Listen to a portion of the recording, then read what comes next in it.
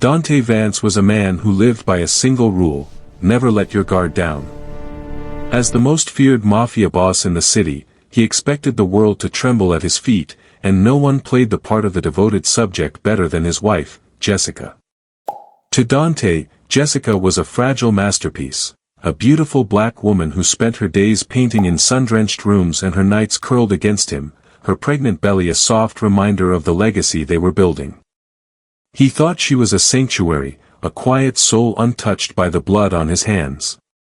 But when a botched hit forced Dante back to the mansion 3 hours early, the silence he found was terrifying. The guards were gone. The security lights were dead. Heart-hammering, he kicked open the door to Jessica's forbidden art studio, expecting to find her cowering. Instead, the submissive woman he thought he knew was standing in the center of a glowing digital war room. She wasn't holding a paintbrush, she was holding a tactical headset. The walls weren't covered in art, but in live feeds of his secret shipments. As she turned, her eyes weren't filled with the warmth of a wife, but the cold calculations of a killer. In that moment, Dante realized the most dangerous person in his empire wasn't a rival boss, it was the woman carrying his child. Dante Vance moved through the world like a thunderstorm, heavy, dark, and capable of total destruction. As the head of the Vance syndicate, his name was whispered in fear across the city's docks and high-rises. He was a man of sharp suits and sharper blades, a leader who had clawed his way to the top by trusting no one and crushing everyone. His life was a series of calculations, cold and precise. To the public, he was a billionaire investor; to the underworld, he was a ghost who dealt in lead and loyalty.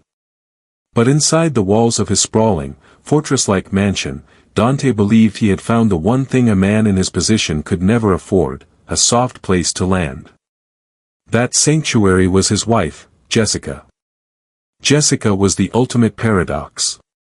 A stunning black woman with a grace that made the world seem to slow down around her, she was the porcelain doll of the mafia. While Dante's hands were stained with the ink of illegal ledgers and the copper scent of blood, Jessica's fingers were usually stained with the vibrant pigments of oil paints. She was 7 months pregnant, her silhouette a soft curve that Dante treated with a reverence bordering on obsession. To him, she was a beautiful, fragile creature, a woman who needed his protection from the harsh, jagged edges of his reality. He adored her silence, her gentle smiles, and the way she seemed to drift through the mansion like a peaceful dream. He had met her after a particularly brutal takeover of her father's territory. He had expected resistance, but instead, he found a woman who seemed to accept her fate with a quiet, tragic dignity. He had married her to consolidate power, but he had kept her because he became addicted to the idea that he owned something pure. Dante took pride in the fact that Jessica never asked about his business. She didn't flinch at the sight of his scars, and she never questioned the late-night phone calls. He thought she was a bird in a gilded cage, content to sing and paint while he ruled the jungle outside. However, Dante's biggest mistake was confusing silence for weakness. Beneath the silk robes and the gentle hum of her humming, Jessica was a masterpiece of deception. She wasn't a bird in a cage, she was a wolf in the shepherd's house. While Dante saw a pregnant wife obsessed with art, the reality was far more dangerous. Jessica's studio was the brain of a shadow empire. Every time Dante spoke freely in her presence, thinking her mind was occupied by nursery colors, she was cataloging his weaknesses. Her pregnancy wasn't just a physical state, it was her ultimate shield, the one thing that kept Dante from ever suspecting that his soft wife was actually the most brilliant strategist he had ever encountered. She was the one holding the strings, and Dante was just beginning to realize he was the puppet. Dante Vance leaned against the back of his armored car, his breath coming in ragged gasps. His expensive suit jacket was torn, and a smear of soot darkened his jaw. The king of concrete had just walked away from a fireball on the highway, a hit meant to end his reign. His pulse was still hammering like a drum as his driver pulled into the long, winding driveway of the mansion. All Dante wanted was to see Jessica. He needed to hold his wife, feel the kick of their unborn child, and remind himself that he was still alive. As the car stopped, Dante noticed something that made the hair on his neck stand up. The front gates were already open.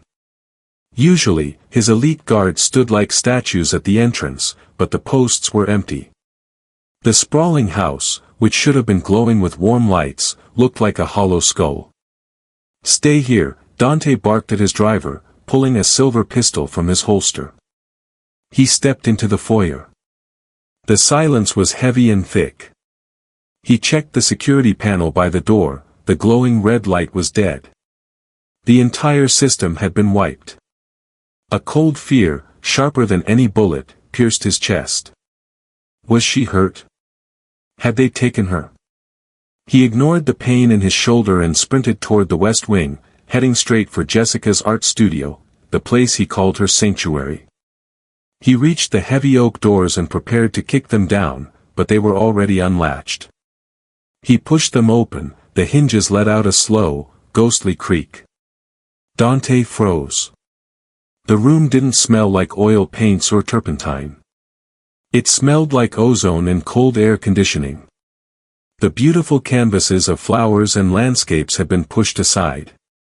In their place, 6 massive computer monitors glowed with a ghostly blue light. Digital maps of the city were spread across the walls, marked with glowing red dots that tracked every single one of Dante's secret supply trucks. In the center of this high-tech command center sat Jessica. She wasn't wearing her usual soft silk robe. She was in a sharp, black tactical turtleneck, her belly rounded and prominent against the dark fabric. She had a headset on, and her voice, usually as soft as a whisper, was firm and commanding. She wasn't speaking the English he loved, she was speaking fluent, rapid-fire Russian. "Likvidiravat, cell," she said coldly into the mic. "Eliminate the target." Dante's gun hand dropped. He felt like he was looking at a stranger wearing his wife's face. Jessica turned slowly in her swivel chair, the blue light of the screens reflecting in her calm, dark eyes. She didn't look surprised to see him covered in blood. She didn't look scared. She reached up, clicked off her headset, and set a burner phone down on the desk. "You're home early, Dante," she said. Her voice was steady, lacking any of the warmth he had lived for. "I told the boys to make sure you weren't disturbed until the job was done." Dante felt like the floor was falling away beneath his boots. He looked at the glowing screens, then back at Jessica. Her face was as smooth as marble. There was no trace of the sweet, gentle woman who used to paint sun-drenched gardens. He realized now that those paintings were just a curtain she had drawn to hide this cold, blue-lit world. "Who are you?" Dante whispered, his voice cracking. He felt a sharp pain in his chest that had nothing to do with the car crash. "Where is my wife?" Jessica stood up slowly, her hand resting naturally on her pregnant belly. The movement, which usually looked so tender, now felt like a threat. "I am the same person I have always been, Dante. You just only saw what you wanted to see. You saw a trophy. You saw a girl whose father you murdered, thinking she was too weak to do anything but cry." She stepped toward him, the light from a monitor casting a long, jagged shadow behind her. "You thought you won that war 2 years ago," she continued, her voice steady and chilling. "But you didn't kill my father. The man you executed was a body double. My father is very much alive, and he is the one who sent me to your doorstep." Dante shook his head, his mind racing. "But the territory, the money. I took it all. You helped me. I fed you," Jessica corrected him with a sharp, thin smile. "I gave you small wins to make you feel powerful. I let you think you were a king so you would stop looking over your shoulder. Every time you thought you caught a spy or intercepted a shipment, it was because I allowed it. I was fattening you up for the slaughter." Dante looked at her, his heart breaking in real time. He thought of all the nights he had whispered his dreams to her, thinking she was his sanctuary. Every secret he had told her was now a weapon in her hands. He looked at her stomach, the life they had created together, and felt a wave of nausea. "Is the baby even mine?" he asked, his voice barely a breath. For the first time, a small flash of something, perhaps guilt or perhaps just a deeper coldness, flickered in her eyes. "He is yours, Dante. But he will never be like you. He won't be a thug who rules through fear. He will be the heir to a clean world, once I am finished burning yours to the ground." She reached out and picked up a tablet from the desk, her fingers moving across the glass with expert speed. "You came home early, which wasn't in the plan. But it doesn't matter. The trap is already set, and you've been living in it since the day we said, 'I do.'" Dante felt like he was walking through a nightmare. He pushed past Jessica, his heavy boots echoing on the cold floor as he marched toward the room at the end of the hall. This was the room he had spent thousands of dollars on. He had hand-picked the soft blue wallpaper and the white crib carved from the finest wood. He thought of it as a place of peace, the one corner of his world that wasn't stained by his sins. He threw the door open, but the smell of lavender and fresh paint was gone. The crib had been moved to the corner, covered by a heavy tarp. In its place stood a massive, gleaming steel vault that had been built directly into the floor. The door was swung open, revealing rows of thick, black leather binders and stacks of digital drives. Dante reached out, his hand trembling as he pulled a binder from the shelf. He flipped it open and felt the air leave his lungs. It wasn't a baby book. It was a ledger. Page after page contained the names of every corrupt judge, every dirty cop, and every politician Dante had ever paid off. It was a map of his entire illegal empire, written in Jessica's neat, elegant handwriting. "You like it?" Jessica's voice came from the doorway. She was leaning against the frame, watching him with an unreadable expression. "I call it my insurance policy." Dante turned, clutching the book to his chest as if he could hide the truth. "You've been building a case against me," he rasped. "In our son's room. Under our roof. Not just a case, Dante. This is a cage," she said, stepping into the room. She pointed to the binders. "Every time you told me about a problem you solved, I wrote it down. Every time you bragged about who you owned, I found the proof. I have enough evidence in this vault to put you away for 3 lifetimes." Dante looked at her rounded belly, then back at the vault. The realization hit him like a physical blow. He couldn't destroy this room. He couldn't get rid of the evidence without getting rid of her. "I am the only thing keeping you out of a concrete cell," Jessica said, her voice dropping to a whisper. "The police think this evidence is lost. Only I know the codes to the encryption on those drives. If I disappear, or if you try to hurt me, a signal goes out. This entire room gets sent to the district attorney's office automatically." She walked over and placed her hand over his on the ledger. "I'm not just carrying your heir, Dante. I'm carrying your freedom. You aren't the boss of this house anymore. You're just a guest in my kingdom, and as long as I'm happy, you stay free." Dante looked at the woman he had loved and felt a chilling realization. He wasn't the king of the city. He was a prisoner in a nursery built of secrets. The sound of tires screeching on the gravel driveway broke the heavy silence of the nursery. Dante's hand went instinctively to his waistband, but his holster was empty. He looked at Jessica, but she didn't seem surprised. She simply adjusted the silk shawl over her shoulders and waited. The front doors slammed open, and Rico, Dante's most trusted second-in-command, burst into the room. He was out of breath, his face sweating, and he held a submachine gun tightly in his grip. "Boss! I heard the alarm went off," Rico shouted, his eyes darting around the room.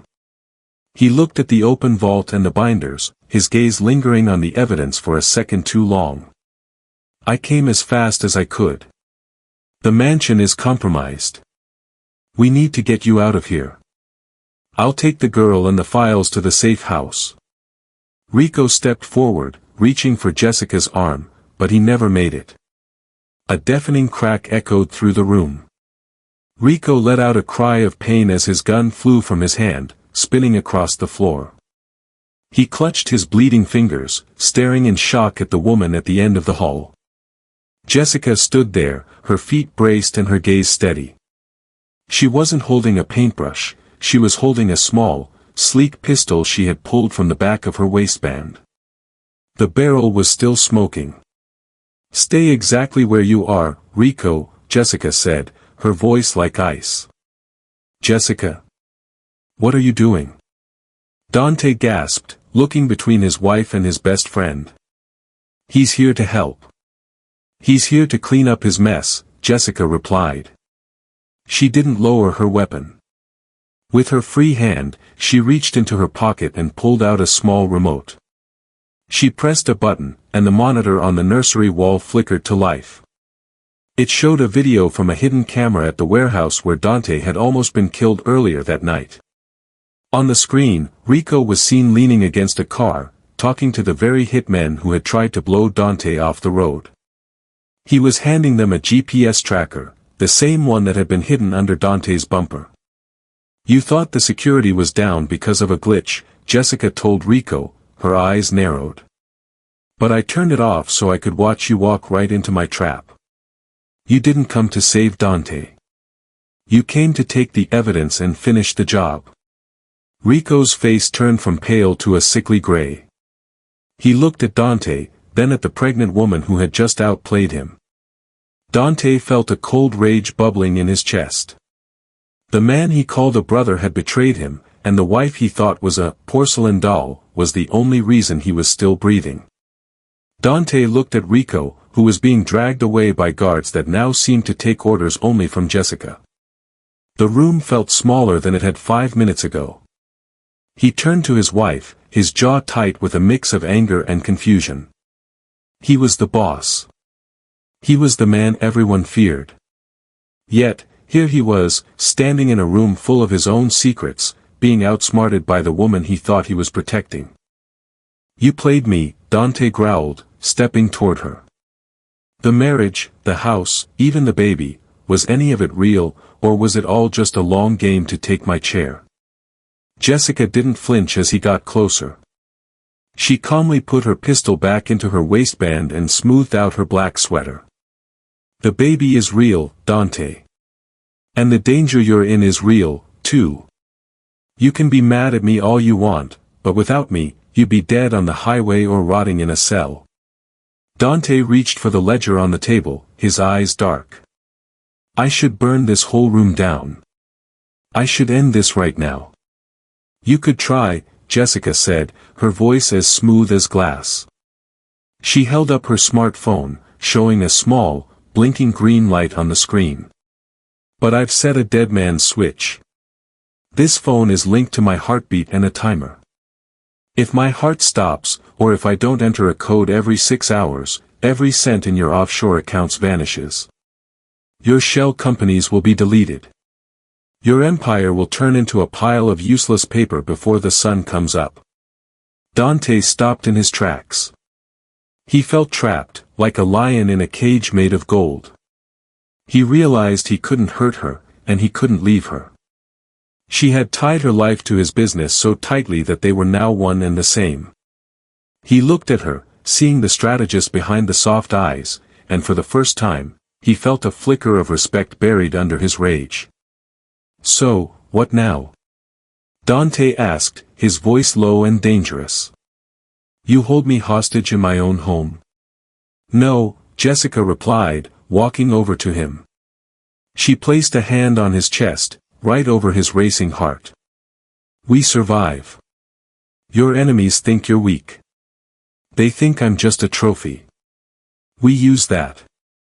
We pretend everything is normal. You be the muscle, and I'll be the brain." Dante looked down at her hand, then into her cold, beautiful eyes. He didn't trust her, not anymore. But he had no choice. He took a deep breath and nodded slowly. "A truce, then. But don't think I've forgotten what you're hiding, Jessica. And don't forget I'm the only one keeping you alive, she whispered back. The mansion was filled with the sound of violins and the clinking of expensive crystal. Thousands of candles flickered, casting long shadows against the walls. To any outsider, it looked like a perfect celebration. Dante stood in the center of the ballroom, looking every bit the powerful mafia boss. Beside him, Jessica wore a flowing emerald silk dress that highlighted her pregnancy. She smiled softly, leaning into Dante's side as if he were her entire world. No one could have guessed that just hours ago, they were ready to destroy each other. "Keep smiling," Dante whispered through grit teeth, his hand gripping her waist a little too tight. "The Romano brothers are watching us from the balcony. They think I'm weak because I married for love." "Then let them keep thinking that," Jessica murmured back, her eyes sparkling with a fake warmth. "It makes what happens next much easier." Tonight was about survival. 3 major bosses, Romano, Moretti, and Volkov, had been meeting in secret to steal Dante's shipping ports. They believed that with Dante distracted by a pregnant wife, the empire was ripe for the taking. They didn't know that the fragile woman beside him had already mapped out their deaths. As the servers brought out trays of vintage wine, Jessica excused herself with a graceful nod. She moved through the crowd like a ghost, her movements fluid and calm. While Dante distracted the men with talk of business and territory, Jessica leaned over the drink station. From a hidden pocket in her silk sleeve, she pulled out a tiny glass vial. With the steady hand of a surgeon, she dropped a few clear beads of liquid into 3 specific glasses. It wasn't a deadly poison, not yet. It was a slow-acting toxin that would make them paralyzed within the hour, leaving them unable to call for help when Dante's men moved in. She returned to Dante's side just as the 3 bosses raised their glasses. "To a long and peaceful reign," Moretti said, his voice dripping with fake respect. Dante raised his own glass, his eyes meeting Jessica's for a split second. He saw the cold flash of victory in her gaze. They watched together as the 3 men drank deeply. Jessica leaned her head on Dante's shoulder, looking like the picture of a devoted, tired wife. "The ports are safe, Dante," she whispered so low only he could hear. "By midnight, they won't even remember their own names." Dante felt a chill run down his spine. He was the one with the guns and the soldiers, but Jessica was the one who had won the war before it even started. He realized then that as long as they were a team, no one in the city could touch them. But he also knew that the most dangerous person at the table was the one holding his hand. The morning sun felt too bright as Dante and Jessica arrived at the private clinic. For a moment, Dante tried to pretend they were a normal couple. He watched the small, grainy screen of the ultrasound machine, his heart skipping a beat as he saw the tiny flicker of his son's heartbeat. But the peace didn't last. Just as the doctor started to speak, the sound of muffled gunshots echoed through the hallway. "Down! Now!" Dante roared, pulling Jessica off the exam table and shielding her body with his own. He drew his weapon, his eyes darting to the heavy wooden door. He could hear the heavy boots of a hit squad in the hall. "We're trapped," Dante hissed, checking his clips. "There's only one way out, and they're blocking it." Jessica wiped the gel from her stomach with a paper towel, her face remarkably calm. She didn't look like a woman in danger, she looked like a woman with a plan. She walked over to a large supply cabinet filled with medical gowns and pushed it aside with a strength that surprised Dante. Behind it was a keypad hidden in the wallpaper. "Dante, stop looking at the door and move," she commanded, punching in a quick code. A section of the wall clicked and slid open, revealing a narrow, well-lit concrete staircase leading downward. Dante stared in disbelief. This was a high-security hospital, yet his wife had somehow carved a path through it. "When did you do this?"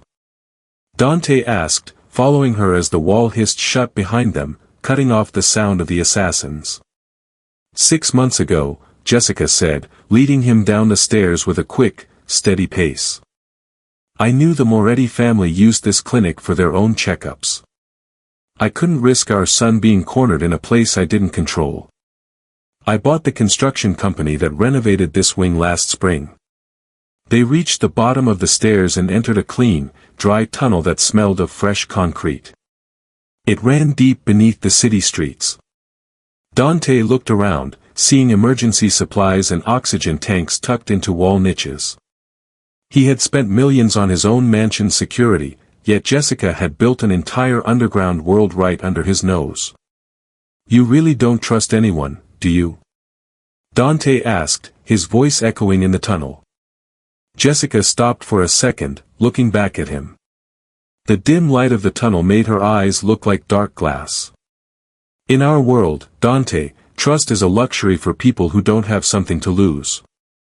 I have a son to protect. I don't leave his life up to luck or your guards." She turned and kept walking, her silhouette strong and determined despite the weight she carried. Dante realized then that while he was playing checkers, Jessica was playing a high-stakes game of chess, and she was already 10 moves ahead of everyone. The adrenaline from the escape was still coursing through Dante's veins as they reached the safe house. Jessica had gone into the bathroom to wash the hospital scent off her skin, leaving her tactical jacket draped over a chair. As Dante reached for a towel, something heavy hit the floor with a soft thud. It was a small, antique gold locket on a broken chain. Dante picked it up. It felt warm, as if it had been resting against Jessica's heart for years. He knew he shouldn't open it, but the secrets of the last few days had left him starving for the truth. He flicked the latch with his thumb. Inside was a tiny, faded photograph of a man in a crisp, dark suit. Dante's breath hitched. He knew that face. He had seen it in his nightmares for years. It was Elias Thorne, the man Dante had supposedly executed in a rain-slicked alleyway to take over the city. But something was wrong. In the photo, Elias looked older, with gray at his temples and a sharp, authoritative gaze that didn't belong to a street-level boss.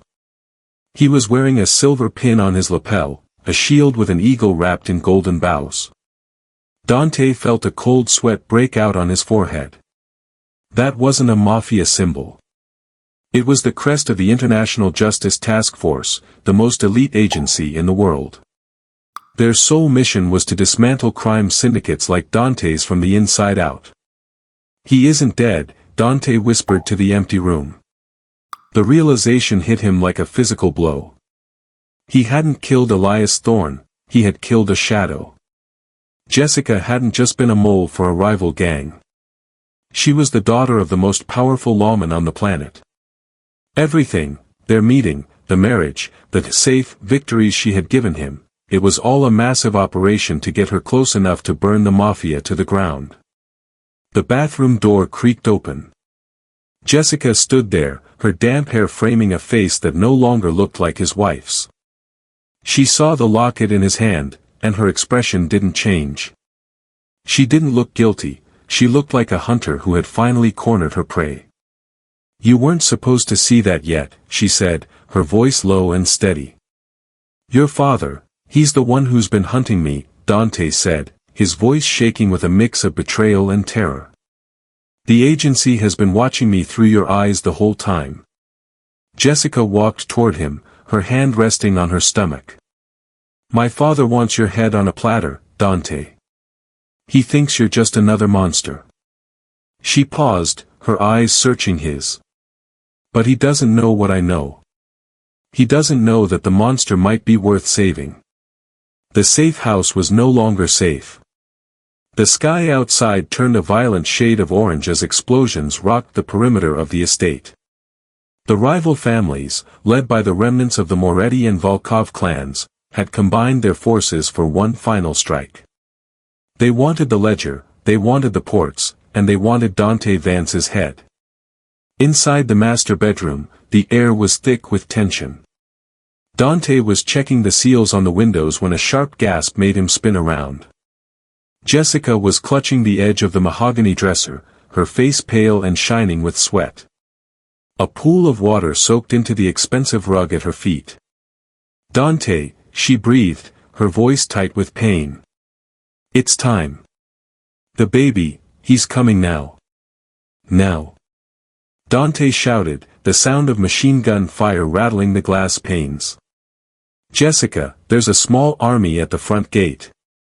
Then you better hold them back, she snapped, her eyes flashing with that familiar, cold fire. She stumbled toward the bed, but she didn't grab a pillow. She grabbed her laptop and a portable satellite uplink. I'm the only one who can shut down their communications. If I don't hack the grid, they'll call in reinforcements. Dante didn't have time to argue. He grabbed a heavy assault rifle from the hidden wall compartment and kicked a heavy desk in front of the bedroom door. I won't let them through, Jess. Just focus on the baby. The siege began in earnest. The sound of boots thudded in the hallway, followed by the heavy boom of a breaching charge. Dante leaned against the doorframe, firing controlled bursts into the corridor. Each time he pulled the trigger, he heard Jessica let out a guttural scream of pain behind him. It was a chaotic symphony of war and life. Dante fought like a demon, his shoulder bruising from the kick of the rifle as he took down hitman after hitman. Behind him, the room was filled with the rapid clicking of a keyboard. Jessica was propped up against the headboard, her body shaking with a massive contraction. With one hand, she gripped the bedsheets so hard they tore, with the other, her fingers flew across the keys. Almost, there. She groaned. Suddenly, the lights in the distance flickered and died. The entire city block plunged into darkness, cutting off the enemy's night vision and jamming their radios. At that exact moment, a new sound pierced through the roar of the gunfire, a thin, sharp cry that had nothing to do with war. Dante dropped his empty rifle and turned around. The room was dark, lit only by the blue glow of the laptop screen. There, in the center of the bed, Jessica was holding a small, red-faced bundle against her chest. She was exhausted, her hair matted to her forehead, but she looked like a queen on a throne of shadows. He's here, Dante, she whispered. And the city is dark. Now, let's show them what happens to people who touch our family. The darkness of the blackout was broken only by the orange flashes of muzzle fire in the hallway. Dante scrambled to reload his handgun, his body aching from the relentless fight. Behind him, Jessica sat cradling their newborn son, the blue light of her laptop screen illuminating her exhausted face. The baby's cries were small and fragile, a sound that didn't belong in a room filled with the smell of gunpowder. Suddenly, the bedroom door splintered. A lone assassin, one of Moretti's elite, burst through the wreckage. He didn't aim for Dante, he aimed his weapon directly at the bed where Jessica and the child lay vulnerable. No! Dante roared. Without thinking, he threw his body across the space, acting as a human shield. A sharp, searing pain exploded in his side as a bullet found its mark. Dante collapsed onto the edge of the mattress, his breath coming in shallow, ragged gasps. Blood began to soak through his white shirt, staining the sheets where his son lay.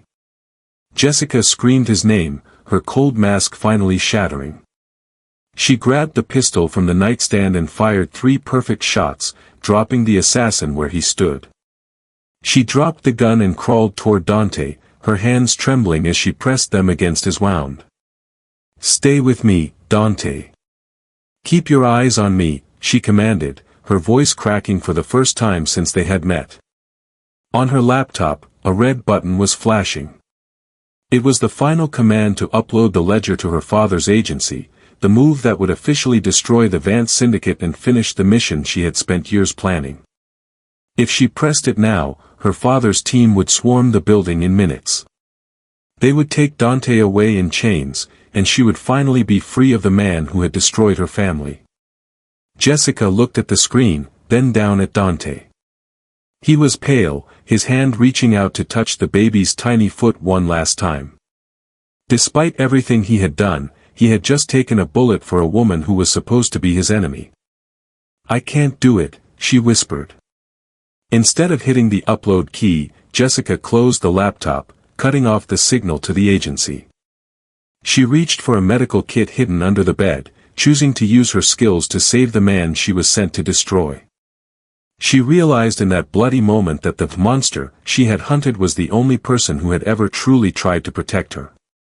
Her mission was dead, buried under the weight of a love that was as dark and dangerous as the world they lived in. "You're not dying today, Dante," she hissed, her eyes filled with a new, fierce light. "We aren't done yet." Dante lay on the floor, his head resting in Jessica's lap as she tightly bandaged his wound. The house was quiet now, the sounds of battle fading into a heavy, smoke-filled silence. Outside, the rival families were scattered, their leaders paralyzed or dead. Dante looked up at his wife, his vision slightly blurred. He thought he knew every layer of her lies, the agency, her father, the ledger.